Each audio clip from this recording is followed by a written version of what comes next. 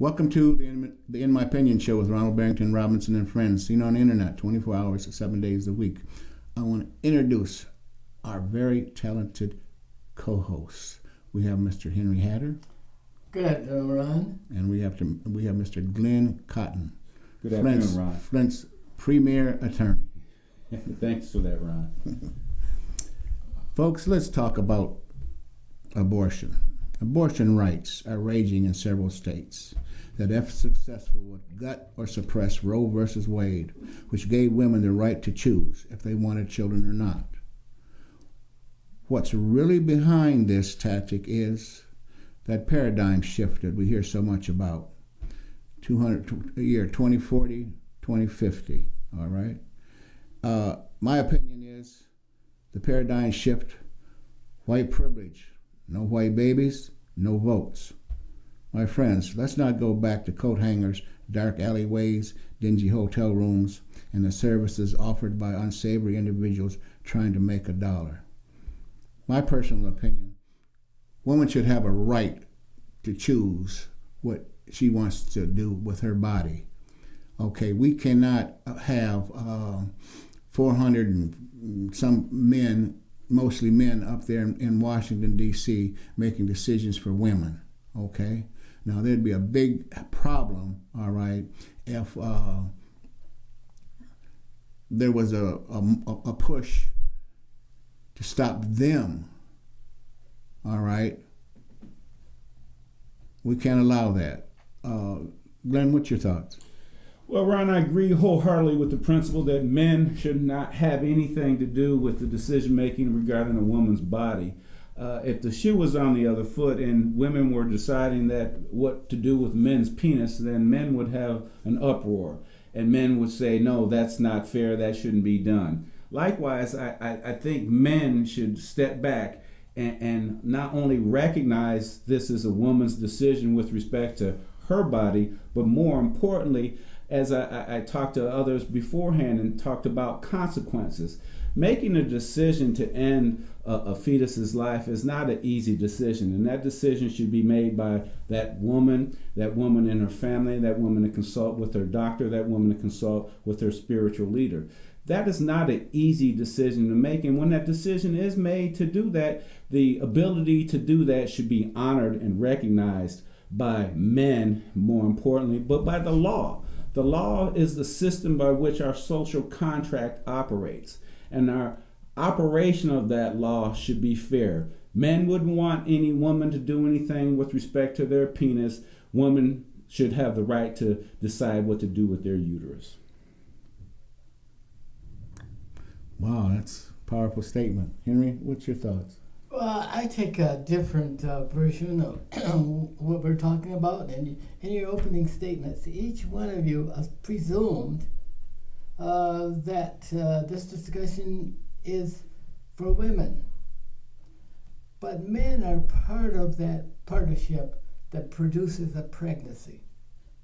And not only that, but 50% of the women who favor abortion, there's another 50% of the women that oppose the abortion. So women are making their statements here. And you to say or to presume that men have nothing to say is wrong. Why would you say that a man has something to do or say to do with a woman's body? Okay, a woman needs a man to become pregnant. Not necessarily. Well, how do they compete? You can take semen and inject it and don't necessarily need a man. Only professionals can do that. Not necessarily, Henry. This is where technology and the ability to use what's capable exists and does exist, and people do things to try. I'm not stretching it. It happens all the time. Folks, I really should not be arguing with one of the men don't get abortions. Okay. If I could say this, folks, men. Attorney Cotton goes through this routine every day, probably in his courtroom. But he has not heard the other side of this argument. And I'm trying to present this other side. No, having a baby, if you guys can bear with me, is just like the Big Bang Theory that brought the universe into existence. Something has to happen. It's an event not a process. You can't say, well, a baby is a living creature when its heart begins to beat, or when the baby is extracted from the body, then it becomes a living human being. That won't work, folks. No matter how you fashion this argument or the semantics, that is not what life is. Life is an event.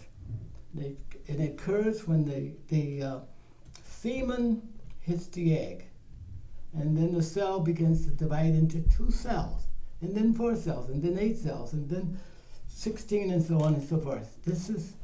And all the time this is happening, and you know that we have a lot of specialization that goes on in our bodies. There's tissue that forms part of the brain that's being developed at the same time. There's tissue that forms the circulatory system, the respiratory system. They're beginning to specialize throughout this whole process. It is not an event, but it's a process. And we need to think about the process that's going on when you define whether you're killing a baby or when you get pregnant. You're always killing something that's alive by the Big Bang Theory. It is all happening. It cannot be reversed. It cannot be delineated. It cannot be discounted. It is a living species. Now, let me ask you this, Henry. Yes. You're a proud father, correct? Yes. Saw more than one child brought into the world, right? 3.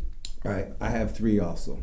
So, your wife is giving birth to that child. Mm-hmm. Your wife is in pain. My wife was always in pain with my 3 kids. And the doctor asked your wife, do they want any painkiller? And your wife says, nope, I don't want any painkiller. Okay. All right. Doctor doesn't ask you, do you want any painkiller? I'm not having the pain. Because you're not having the baby. Well, that is not my specialty. My wife's specialty is to have a baby. Because that was given to her by nature. Okay, by but God's again, nature. but again, the doctor is asking your wife with respect to this ability to have this baby, whether or not she wants any relief for the pain that she's experiencing in having this baby. Doesn't ask you squat. My whole point in this, Henry, is that we understand the consequences of everything. And the consequences that a woman decides to have even when she's having that child. If that child, is she going to have a pain medication? Is she going to have an epidural? Anything of that nature? Again, to me, that's a decision that's being made with respect to the woman. I'm going to tell you, with my 3 children being born, and I was there for every last one of them, the doctor never once looked at me and said, Mr. Cotton, does your wife need an epidural? Mr. Cotton, does your wife need anything to control her pain? My doctor, my wife's doctor, looked straight to my wife and asked her, what does she need? And if she needed something, then he or she was going to provide that for her medical treatment. God bless her that she didn't need any pain relief or anything of that nature, and all my kids were born naturally and all that stuff. But again, that process of seeing a human life brought into this world doesn't do anything to me but respect the sanctity of a woman's right in their body. Because again, I'm not going to let any woman make a decision with respect to my body unless it's my wife and I'm on death's doorknob and I can't make the decision for myself. Because again, I think individual choice in your own medical decision making, own treatment, anything, right to life, right to death. Stay on the subject. We're talking about birth. Well, with respect to birth, again, we're going to have to go with respect to a woman's right to choose with respect to how is whether that defined in law as a woman's right. How not, is it? Not that I don't respect women's How is right, it? How is but it?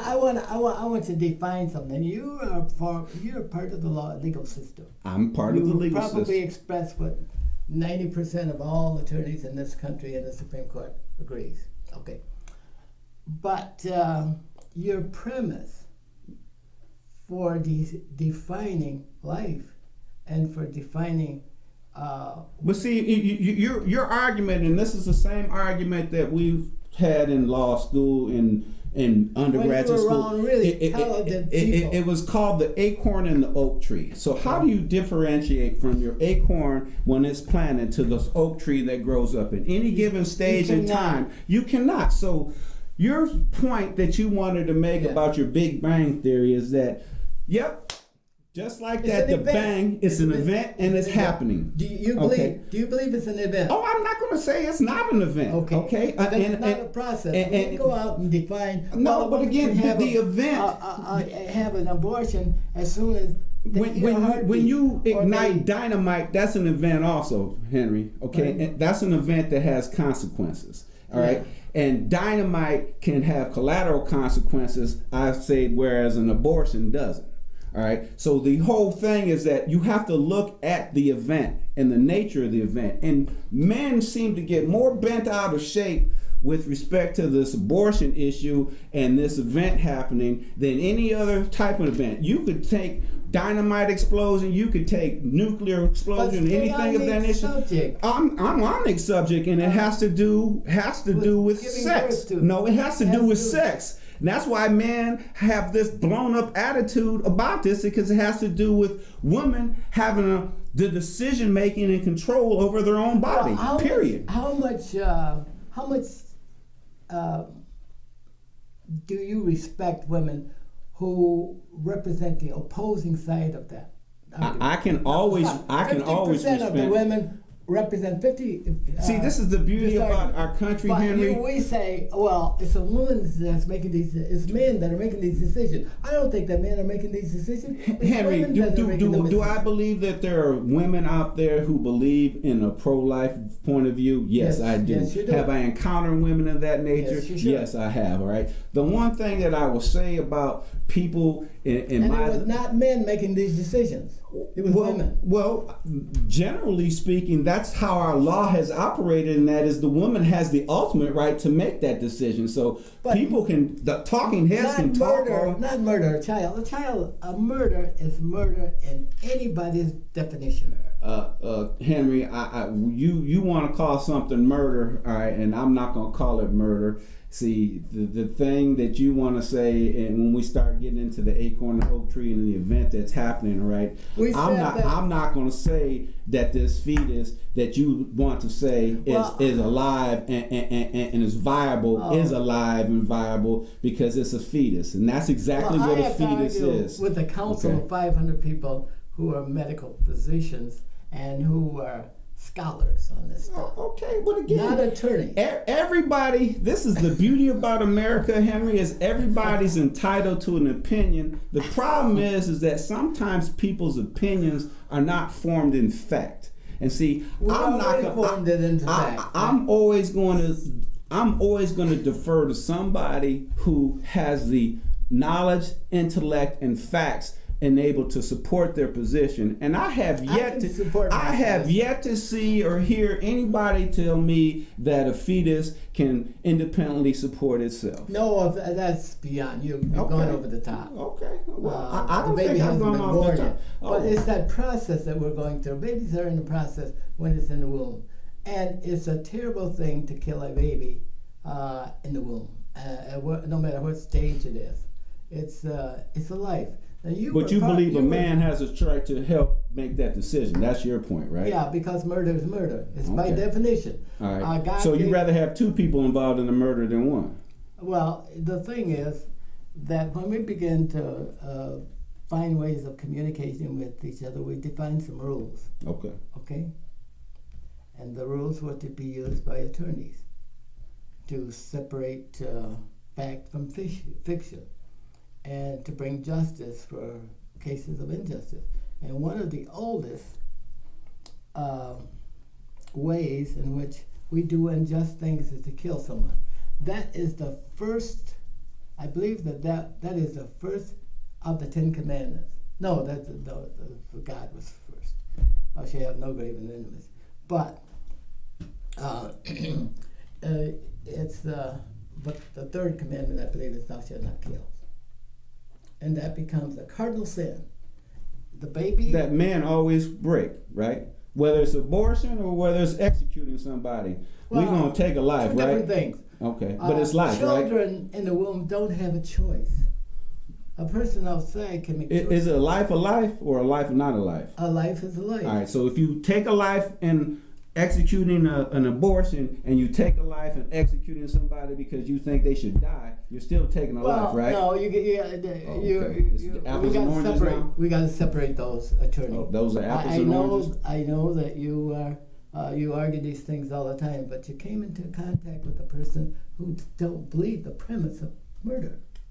That way we do it. Now, the way that we justify killing a person is we hand these rights over to the state and take them away from individuals, right? Now, it's a state. I always don't believe in that. See, that's why the wonderful state of Michigan, we don't have execution. Well, because we don't believe in that right here. Well, we've made some mistakes. I guess we've been making a mistake. I guess it's been a mistake for a long time. Well, my point here is the state can assume the individual persona and take away anything that makes you responsible for having executed a murder or having caused a murder, or the guilt that follows it. It gives that to the state. Now we're free, right? Now the state has the right to separate these things. Childbirth from executing a person for a capital murder, right? So we don't see those two as separated consequences. Am I getting too deep for you? Well, I'm just saying in our state we have separated those. Yes, and you do, and that's how it should be. And the point of the matter is this, again, that men have made the decision, and the capital offense decision and all of that, those decisions were made primarily by men, all right? So when we talked about the woman's right to choose to have an abortion, that is a woman's right, not a man's right. And see, this is what men have a fundamental problem with, is a woman making a decision to something that they find that potentially is contrary to their interests. Well, I don't think that men do that necessarily to be mean to women. I don't think they do it to be kind to them. I don't see men arguing over this issue. A man and his wife arguing over these issues. I don't see that. But what I don't like to see between men and women are the conflicts, the pain that they go through in living with each other, hitting each other, striking, name calling, that kind of stuff I can't deal with. But I can deal with the discussion over whether we should have that baby. That baby should look like me. I'm the dad. Men want to feel that. They want to know that. If they want babies, and in most cases, and you might know this, you probably do. Yeah, because all three of mine look like me. Yeah. But, men do like to see babies. They do. When they get married to a woman, they want to have children. They may not want to have them at the same time that the woman does. And that's always a struggle there but I know that my first child, I didn't want the first child right away, but she did. Well, I'll just tell you this from my own experience, Henry, is that when my wife is a little bit older than me, and when we got together, we was like, I said, all I want is to have a child with you, just one child. So my wife said, you know what, we can do that. We can have one wonderful, wonderful child. And so we were attempting to get pregnant, and my wife calls me up, and I was working at Recorder's Court at the time, and my wife calls me and she's crying, and I said, what's wrong? And she said, I had a miscarriage. Oh. And this is before social media times and this and that, and it was so devastating. The call, I leave work automatically and go home to be with my wife. And the amount of sadness that she had because of that event. And we talked about this beforehand about consequences. So the consequence was that child was never brought into our lives, okay? But things happen for a reason. So that child became twins, Nigel and Sierra. So when Nigel and Sierra were born, I only wanted one child. So now I have two. I have a son. Nigel was born first, and then Sierra was born an hour later. And I was very, very, very fulfilled with respect to my life. I have two children now. And then the good Lord blessed me with my youngest son. And now 3 is the magic number. And that was that. But again, I was amazed by that experience, number one. Number two, with respect to having that miscarriage, having that life that was taken not by aborting or anything, but by nature doing what nature does sometimes. And when you want something and it doesn't happen, the sadness that entails from that. And then when you don't think anything is going to happen, and then the joy that comes from twins. And I always tell folks this: twins give you double the joy, but they give you double the agony too. So, I hope our audience is listening to this discussion, because this is a very serious discussion by two people that are really engaged in the dialogue here. And I'm so glad you told me about the abortion and your and then having two twins. And you mean the miscarriage? What did I say? You used the word abortion. Oh. All right. See, and again, I'm sorry. When we talk about things, we and this is again part of the dialogue.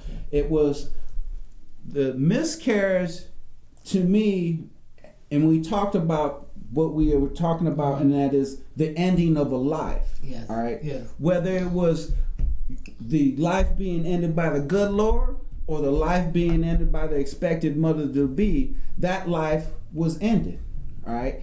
And the sadness that was conveyed by that event, I think, is profound, not only to the expected father or mother, but whether it's expected that that life is going to end, or it's not expected that child's life is going to end, it still has consequences to those individuals.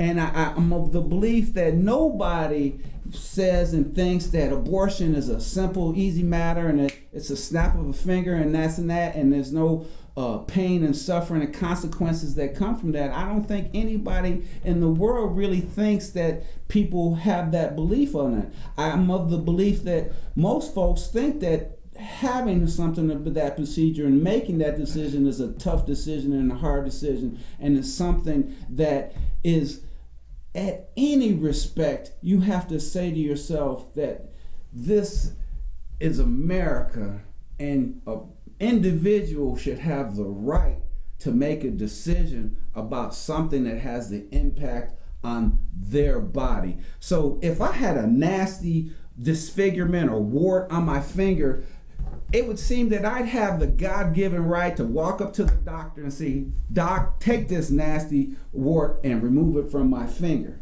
because it's part of my body." And nobody, my wife, anybody else, should be able to say, "No, time out, you can't cut that off of his body. That's taking and ruining his body and whatnot. You can't allow him to do that." And again, it has to do with either the person has the absolute liberty of their body, or they don't. Well, Attorney Carl, I can appreciate where you're going with that, but those are two different things. We're talking about another breathing individual inside of a mom. And it used to be, and I'm sure that most men will tell you, that they're the least likely to love a child. Women have to drive them sometimes away because they're abusive to children. But one thing I want to say to women is that there are men who love their children. There are men who love life. There are men who have a zest for life. And life, to kill someone, a particular baby, it dampens the whole image of what we ought to become as human beings. and I want women to really understand that there are men out there that love children and they love their women. And to separate this process through birth discussion like this is not good. It's that we should not be separating from women and men were created to cohabitate. Well, again, I'm not trying to separate. I'm trying to recognize the hypocrisy that exists from men trying to tell women what to do. I don't think men really care about, if you were to ask I know men, we don't care. If you were to ask men, do you care about this argument? Do you want to participate in it? They say, no, I don't care. Most men don't want to talk about anything. They don't want to talk about that. So women are the ones that are making these decisions. Men back out. And so we should let women decide on their own. That's the point. Well, that's the way it should go. But don't condemn men for making Nobody's condemning men. Yes, you are. No, wrong. You want me to read this? We're not condemning. Folks, we're not. Here's what has been written. We're not condemning men. All right. What we are condemning. What I think what this does do it says women should have the right to choose. Okay, that's their body. Let her make that decision. Okay. There's so many children out here now. We'll use Flint for example. All right. There's a whole lot of dads that are nowhere. Okay. There's the adoption agency involved in this discussion. Adoption agencies are overloaded with children. Only the politicians are involved in this. Okay. They should not have their ass in the picture. Okay, that's my opinion. Because to separate a man from a woman and say that you bring conflict in this situation by discrediting a woman for having a child, and the man does not want to take care of it.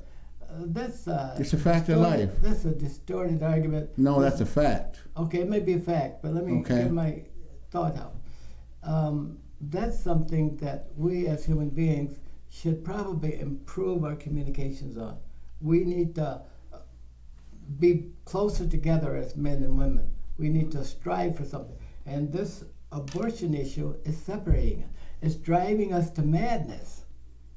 And we don't need that. It's a hot button item. Well, it could be a hot button item, but as long as you pursue that as a hot button item and don't try to mitigate it or tone it down or something Nobody's like trying to mitigate or turn down anything. What I'm saying is this, okay? You speak about the paradigm shift, all right? Yeah, the paradigm shift. White males, okay, want it has nothing to do with race. Yes, it does. Yes, it does. Yes, it does. This white males want women to have these babies, all right, because they're hoping that they'll vote Republican. Oh no. Okay. Yeah. Absolutely. Absolutely. Well, the white man. What is the paradigm shift? Okay. First of all, we got 1 minute. The white man should have this right to want more kids. He should have that right because that's what we would do if we were in the same position. But right? Politically speaking, I'm talking about politically speaking. All right. Paradigm shift is the point at which white Americans will no longer be the arithmetic and political majority of this country. That's my point. Okay, but and it's coming soon. But even what's wrong with him wanting more kids to back? He wants to see himself live forever. Nothing's just wrong. Like I do. Nothing's wrong. With that, we must bring the In My Opinion show to a close. It's been wonderful. We're going to revisit this topic again, folks. So stay tuned.